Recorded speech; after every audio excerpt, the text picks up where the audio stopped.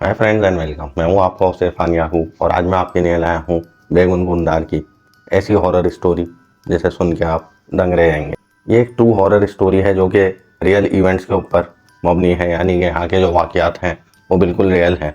बेगुनगुनदार एक ऐसा railway station है जो ज़मानों से बंद रहा है, यानी कि यहाँ पर कोई काम नहीं करना चाहता। और यहाँ कोई काम क्यों नहीं करना चाहता, इसकी एक ही वजह है जो मैं आगे चल के आपसे डिस्कस करता हूँ। चले चलते हैं, डीपली एक्सप्लोर करते हैं बेगुनगुनदार रेलवे स्टेशन को। बेगुनगुनदार रेलवे स्टेशन लोकेटेड है पुरुलिया, वेस्ट बंगाल, इंडिया के अंदर। बेगुनगुनदार दरअसल में एक विलेज है, एक गांव है। उसी के नाम के ऊपर इस स्टेशन का नाम भी रखा गया है। जो एक इसकी हिस्ट्री मिलती है उससे पता चलता है ये 1960 में तामीर होने वाला एक रेलवे स्टेशन था। यानी कि जब ये तामीर हुआ था तो कहा जाता है पूरी तरह से ऑपरेशनल रहा था। यहाँ पर बहुत ज़्यादा लोग काम किया करते थे। यानी 1960 से लेकर 1967 तक यहाँ वक्फे वक्फे से काम होता रहता था। जो एक इसकी पैरानॉर्मल, एक मिस्टीरियस, एक हॉन्टेड स्टोरी हमें पता चलती है वो 1967 के दौर से पता चलती है। 1967 में विलेजर्स के मुताबिक यहाँ पर एक हादसा हो चुका था। ये एक स्टोरी है जो कि बड़ी इंटरेस्टिंग स्टोरी है और मैं इसको स्टोरी की तरह ही आपके सामने पेश करता हूँ। 1967 शाम का वक्त था। एक स्टेशन मास्टर इस स्टेशन के ऊपर उतरते हैं और वो अपना रुख करते हैं इधर के विलेज की तरफ। विलेज में पहुंचने के बाद वो विलेजर्स से अपना इंट्रोडक्शन कराते हैं और उन्हें बताते हैं कि मैं यहाँ पर नया स्टेशन मास्टर तैनात हुआ हूँ। बरगुंडार रेलवे स्टेशन के ऊपर एक ये रेलवे स्टेशन मास्टर थे, एक दिन की ड्यूटी करने वाले रेलवे स्टेशन मास्टर थे। जबकि इधर एक और एम्प्लॉय काम करते थे जो कि एक वॉचमैन थे और शाम तक वो अपनी ड्यूटी करते थे। उस वक्त बरगुंडार विलेज इतना ज़्यादा आबादी वाला विलेज नहीं था और इस बात का अंदाज़ा इस बात से किया जा सकता है कि 2011 में होने वाले सर्वे के मुताबिक यहाँ की टोटल आबादी 6000 के करीब बताई गई है। यानी कि इस बात से आप अंदाज़ा कर सकते हैं कि अगर 2011 में यहाँ पर 6000 लोग रहा करते थे तो 1967 में यहाँ कितनी आबादी होगी। यानी कि एक बिल्कुल वीरान सा, एक बंजर सा इलाका था और एक छोटा सा टाउन, एक छोटा सा कस्बा था जिसमें कुछ लोग रहा करते थे। यानी कि यही वजह रही थी जिसकी वजह से यहाँ पर इतना ज़्यादा स्टाफ नहीं रखा जाता था। नए स्टेशन मास्टर शाम में अपनी ड्यूटी के लिए ज्वाइन करते हैं और जो वहाँ पर मौजूद पुराने स्टेशन मास्टर्स हैं उनसे वो मुकालमा करते हैं, उन्हें बताते हैं कि मैं यहाँ पर नया आया हूँ। वो स्टेशन मास्टर भी उन्हें खुशामदीद कहते हैं और उनको सारी ड्यूटीज़ वहाँ पर समझाते हैं। ऑफिशियल ड्यूटीज़ को समझने के बाद वो अपनी कुर्सी पर बैठ जाते हैं और अपना काम शुरू कर देते हैं। जो सुबह वाले वहाँ पर स्टेशन मास्टर थे वो जा चुके थे, जबकि बाहर उन्होंने देखा कि वॉचमैन अभी मौजूद था। ये शाम का वक्त था, यानी कि अभी अंधेरा होने में थोड़ी देर बाकी थी। शाम के वक्त एक ट्रेन स्टेशन पे आती है। उस वक्त वॉचमैन वहाँ पर मौजूद थे, जबकि उन्होंने बात नोट करी थी शाम के वक्त वो वॉचमैन वहाँ से चले गए थे। उन्होंने रियलाइज़ करा, अंदाज़ा लगाया कि हो सकता है इनकी ड्यूटी इसी टाइम तक होती हो। पहला दिन उनकी ज्वाइनिंग का था, रात का वक्त हो चला था। वो मुकम्मल तौर पर फोकस करे हुए थे अपनी ड्यूटी के ऊपर और कुछ फाइलों में वो यहाँ की पिछली हिस्ट्री चेक कर रहे थे। इसी तरह काम करते करते उन्हें अंदाज़ा हुआ कि रात की ट्रेन का वक्त होने वाला है। वो ये बात जान चुके थे कि वॉचमैन यहाँ से जा चुका है और वॉचमैन ही होता था जो कि एक फ्लैग दिखाता था और स्टेशन पे ट्रेन को रोका करता था। वॉचमैन के बरगुंडार रेलवे स्टेशन के ऊपर ना होने के बाद अब उनकी ड्यूटी थी कि वो वहाँ पर फ्लैग और लाइट दिखाएं। यानी कि अगर कोई पैसेंजर वहाँ पर स्टेशन पे खड़ा हुआ है तो उनकी ड्यूटी थी उस वक्त वहाँ पर ट्रेन को रोकने की। इनकी ज्वाइनिंग का पहला दिन था। पढ़े लिखे इंसान थे और काफ़ी सुलझे हुए इंसान थे। वो अपनी ड्यूटी मुकम्मल तौर पे करना जानते थे। वो बाहर निकलते हैं और वो देखते हैं कि शायद कोई पैसेंजर खड़ा हुआ हो। अगर कोई पैसेंजर खड़ा हुआ है तो उनको लाइट दिखानी पड़ेगी ताकि ट्रेन रुक सके, क्योंकि बरकुंडा रेलवे स्टेशन उस वक्त एक छोटा सा रेलवे स्टेशन था। वहाँ पर ट्रेन को लाइट दिखा के, झंडी दिखा के रोकना पड़ता था। वो चौकीदार के रूम में आते हैं, लाइट और झंडी को देखते हैं और ट्रेन का इंतज़ार करने लगते हैं कि ट्रेन आएगी और कोई पैसेंजर आएगा तो मैं ट्रेन को रोक लूँगा। जबकि उनके अलावा उस वक्त पूरे स्टेशन के ऊपर कोई मौजूद नहीं था। यानी वो एक बिल्कुल वीरान और सुनसान रेलवे स्टेशन हो चुका था। रात का वक्त हो चला था। सिर्फ और सिर्फ उनके रूम की लाइट वहाँ पर रोशन थी, जो कि बहुत मध्यम सी वहाँ पे नज़र आ रही थी। रात का पहर था, ट्रेन का भी दूर दूर तक पता नहीं था। स्टेशन मास्टर ट्रेन के ऊपर नज़र रखे हुए थे कि अचानक से उनको दूर से एक सफ़ेद लाइट आती नज़र आती है। इस सफ़ेद लाइट को देख के वो ये समझ रहे थे कि शायद ट्रेन दूर से नज़र आ रही है। वो सफ़ेद रोशनी थोड़ी और आगे बढ़ने लगी, थोड़ी और आगे आती है। अब वो सफ़ेद रोशनी इनसे थोड़े ही फासले पर मौजूद थी। रात के अंधेरे में इन्होंने टॉर्च की रोशनी मारी, ये देखने के लिए कि ट्रेन है या कुछ और।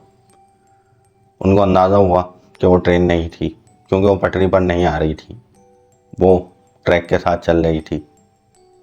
उन्होंने गौर करा कि आखिर क्या चीज़ है। सामने देखा तो एक औरत का फिगर था।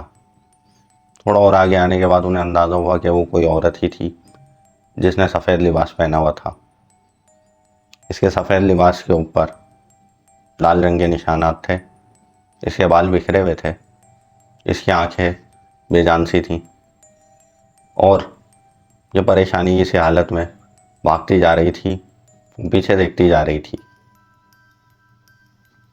स्टेशन मास्टर को ऐसा लगा कि कोई औरत है जो कि ट्रेन का इंतज़ार कर रही है, लेकिन उन्हें हैरानी भी हुई कि एक ऐसी औरत है जो ट्रेन के ट्रैक के साथ भाग रही है, जबकि ट्रेन के आने में अभी थोड़ा सा वक्त था।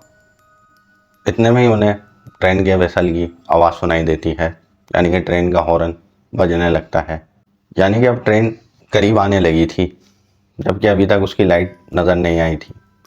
इस थोड़े से अरसे के अंदर स्टेशन मास्टर गौर करते हैं उस औरत के ऊपर। अब वो एक अंदाज़ा लगाने लगे थे कि इस औरत ने कोई टिकट नहीं लिया, फिर ये ट्रैक के ऊपर क्यों भाग रही है। दूसरा, उन्होंने अंदाज़ा लगाया कि इसके कपड़ों पे जो लाल धब्बे हैं, क्या ये खून है। एक उनका ख्याल था कि ये कोई गांव की पागल औरत हो सकती है, जबकि एक ख्याल के मुताबिक उन्हें ऐसा लगा कोई औरत है जो अपनी जान बचाने के लिए भाग रही है और ट्रेन पकड़ना चाहती है। ये सारे अंदाजे लगाने के बाद उन्होंने गौर करा तो औरत थोड़ी और आगे आ चुकी थी, ट्रेन भी करीब आ चुकी थी और अब उसकी रोशनी मुकम्मल रोशन थी और अब उसकी रोशनी में ये औरत बिल्कुल साफ नज़र आ रही थी। स्टेशन मास्टर के मुताबिक काफ़ी तेज़ रफ्तारी से औरत दौड़ रही थी। जब ट्रेन इसके करीब आती है तो ये ट्रेन को हाथ का इशारा करती है और उसके पीछे भागने लगती है। स्टेशन मास्टर जो अभी दूर खड़े तमाशा देख रहे थे, वो सोच रहे थे कि मैं ट्रेन को रोकूं या ना रोकूं। इसी कश्मकश में थे कि उन्होंने देखा कि औरत ट्रेन से भी ज़्यादा तेज़ दौड़ने लगी है। यानी अब औरत इंजन के डिब्बे के साथ साथ भाग रही थी और इनको ये देख के अपनी आंखों पे यकीन नहीं आया। वो काफ़ी सालों से रेलवे की नौकरी कर रहे थे, उन्हें अंदाज़ा था कि ट्रेन की हाई स्पीड में उसके साथ भागना वो भी एक औरत के लिए नामुमकिन बात है। अभी वो इन सब चीज़ों को देख रहे थे कि उन्होंने देखा कि औरत बहुत तेज़ी के साथ इंजन के साथ और पीछे डब्बों के साथ भागती रही, जबकि ट्रेन रुकी नहीं थी और मुसलसल तेज़ी के साथ जा रही थी और वो औरत भी मुसलसल तेज़ी के साथ उस ट्रेन के पीछे भाग रही थी। ये मामला स्टेशन मास्टर की आंखों के सामने से काफ़ी आगे निकल चुका था कि उसे एक चीख की आवाज़ सुनाई देती है। इसी औरत की चीख थी और ये बड़ी अजीबोगरीब सी चीख थी जिसने स्टेशन को हिला दिया था। स्टेशन मास्टर बुरी तरह चौंका। उसने थोड़ा आगे बढ़ के औरत को देखा तो उसने देखा कि अब औरत स्टेशन पे मौजूद नहीं थी। स्टेशन मास्टर भागता हुआ जाता है और रेलवे ट्रैक के ऊपर उस औरत को देखता है कि शायद वो यहीं कहीं मौजूद हो, लेकिन उसका कहीं दूर दूर तक पता नहीं था। भागते भागते वो सोच रहा था शायद वो ट्रैक के ऊपर आ गई है। उसने ट्रैक की तरफ भी देखा, मगर ट्रैक पर कोई आसार मौजूद नहीं थे। उसने सोचा कि हो सकता है कि वो किसी डब्बे के अंदर छलांग मार के बैठ गई हो, और ये ख्याल करता हुआ वो अपने ऑफिस में वापस चला गया। विलेजर्स के मुताबिक पूरी रात वो इसी बारे में सोचता रहा था और अगले दिन उसने विलेजर्स से रब्ता भी करा था। विलेजर्स को उसने अपनी पूरी रुदात जो उसके साथ रात में वाक़यात हुए थे वो पूरे इसी तरह से बयान करे जिस तरह रात में उसके साथ हुए थे। विलेजर्स इस बात को सुन के हैरान हुए और एक दूसरे को देखने लगे और उन्होंने उसको बोला कि तुम्हारा वहम होगा, तुम इस चीज़ को इग्नोर कर दो। उन्होंने बोला हो सकता है कि तुम थकन की वजह से ऐसा महसूस कर रहे हो, तुमने डायरेक्ट आते के साथ ही पहले दिन ही ज्वाइनिंग ले ली है, तो हो सकता है तुम्हें थकन हो रही हो। जबकि स्टेशन मास्टर ने बताया कि मैं काम काफ़ी अरसे से कर रहा हूँ और मुझे कुछ इस तरह की फीलिंग नहीं है, ये बिल्कुल रियल वाक़या है। लेकिन जो विलेजर्स हैं उन्होंने उनकी उस बात का यकीन नहीं करा। वो वापस आते हैं और शाम वाले जो वहाँ पर स्टेशन मास्टर आते हैं उनको पूरी रुज़ात सुनाते हैं। वो स्टेशन मास्टर भी बोलते हैं कि तुम्हारे को वहम हुआ है ऐसा इधर कोई वाक़यात नहीं हुए, यानी कि किसी औरत का रात में दिखना, इस तरह के वाक़यात कभी नहीं हुए। इसी परेशानी की सी कैफियत में वो अपने ऑफिस में आगे बैठ जाते हैं। जबकि वो शाम वाला वॉचमैन होता है, वो उस वक्त बाहर खड़ा हुआ होता है और उन्हीं के ऑफिस की तरफ देख रहा होता है। स्टेशन मास्टर ने बात नोट करी थी कि जो वॉचमैन है वो उनको बड़ी पुरतजस्सुस नज़रों से देख रहा था, यानी कि वो ऐसी नज़रों से देख रहा था कि उसमें हैरानी थी। स्टेशन मास्टर, जो कि खुद भी तजस्सुस में थे, वो बाहर जाते हैं और वॉचमैन को अपने पास बुलाते हैं। वॉचमैन बड़ा हैरान परेशान उनके पास आता है। वॉचमैन के माथे के ऊपर पसीना था। स्टेशन मास्टर पूछते हैं, क्या कोई घबराहट है तुम्हारे को, क्या मसला है? वॉचमैन कहता है, ऐसी कोई बात नहीं है सर, बस ऐसे ही आपको देखने के लिए यहाँ आया था। स्टेशन मास्टर उसको बैठने का बोलते हैं। वो स्टेशन मास्टर के पास बैठ जाता है। स्टेशन मास्टर उसको पूरी रुदात जो उनके साथ रात को वाक़यात हुए वो A to Z सुनाते हैं। वॉचमैन, जो कि ये वाक़यात बड़े गौर से सुन रहा था, वो सर को हिलाता रहता है। और जब स्टेशन मास्टर अपनी पूरी रुदात सुना देते हैं तो फिर वो बताना शुरू करता है कि सर, यहाँ की जो हिस्ट्री है वो थोड़ी सी पैरानॉर्मल रही है।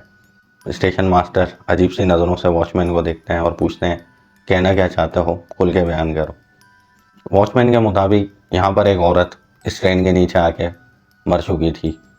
कहा जाता है उसी की रूह है, या उसी की स्पिरिट है, या उसी की आत्मा है जो यहाँ पर दिख रही होती है।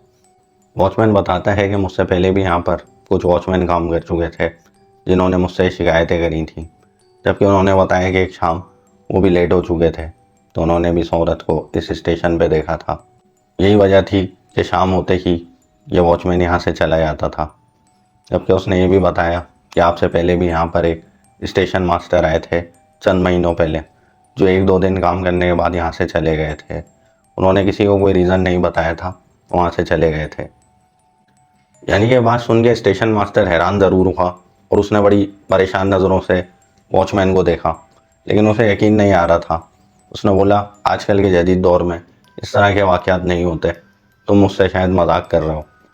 लेकिन वो वॉचमैन बताता है कि सच है सर, और ऐसा यहाँ पर होता है। जबकि वो हंस के टाल देते हैं और बोलते हैं कि वो कोई औरत होगी इसी विलेज की, जो कि पागल औरत होगी और यहाँ पर भटकती रहती होगी। वॉचमैन कहता है, नहीं सर, वो औरत नहीं है। क्या औरत इतनी तेज़ स्पीड के साथ ट्रेन के साथ भाग सकती है? स्टेशन मास्टर थोड़ा परेशान ज़रूर होता है, लेकिन अपना सर झटक देता है और अपनी नाइट ड्यूटी की तैयारियां करने लगता है। वॉचमैन कहता है कि सर, मैं यहाँ से जा रहा हूँ, लेकिन आप अपना ख्याल रखिएगा। उसके बाद वो वहाँ से चला जाता है। नेक्स्ट डे वहाँ पर एक नई स्टोरी जन्म ले लेती है। ये वो स्टोरी थी जिसके बाद से कहा जाता है ये स्टेशन मुकम्मल तौर पे एक पैरानॉर्मल, एक हॉन्टेड प्लेस बन चुका है। यहाँ पर जो होने वाले हादसे में वो स्टेशन मास्टर मरे हुए पाए गए थे और उनकी लाश वहीं स्टेशन के ऊपर पड़ी हुई मिली थी। जब डॉक्टर ने उसका पोस्टमार्टम करा तो पता चला था कि इनको बहुत शदीद किस्म का एक हार्ट अटैक पड़ा है। ये एक बड़ा शदीद किस्म का हार्ट अटैक था जो कि बड़े रेयर केसेस में पड़ता है। ऐसा 2 ही सूरतों में होता है, या तो बहुत ज़्यादा शदीद गम या फिर बहुत बड़ा सदमा। इनके हार्ट अटैक की स्टोरी ने पूरे बरगुंडार विलेज के अंदर तहलका मचा दिया था, क्योंकि इन्होंने विलेजर्स को एक दिन पहले ही ये बात बताई थी कि उन्होंने इस तरह के वाक़यात इस रेलवे स्टेशन के ऊपर देखे हैं।